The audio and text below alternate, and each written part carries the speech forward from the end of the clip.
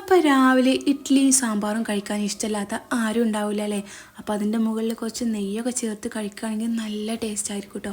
അപ്പോൾ ഇഡ്ഡലി കുക്കായിട്ട് വരുന്ന നേരം കൊണ്ട് കുറച്ച് വെജീസ് വെച്ചിട്ട് പെട്ടെന്നൊരു സാമ്പാർ തയ്യാറാക്കിയെടുക്കാം.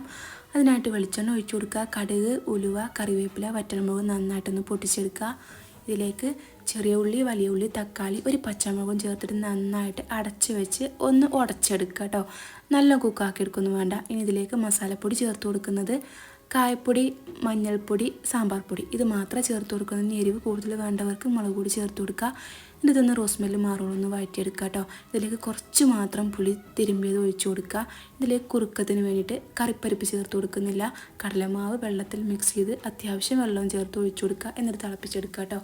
ഇതിലേക്ക് മെയിനായിട്ട് ചേർക്കേണ്ട 2 സാധനങ്ങളാണ് ശർക്കരയും അതേപോലെ നെയ്യും. അതും ചേർത്ത് കൊടുക്കുക. ഉപ്പ് ചേർത്ത് കൊടുക്കുക, മല്ലിയില ചേർത്ത് കൊടുക്കുക. എന്നിട്ട് ഒരു പ്രാവശ്യം ഉണ്ടാക്കി നോക്കിയിട്ട് പറയാം കേട്ടോ.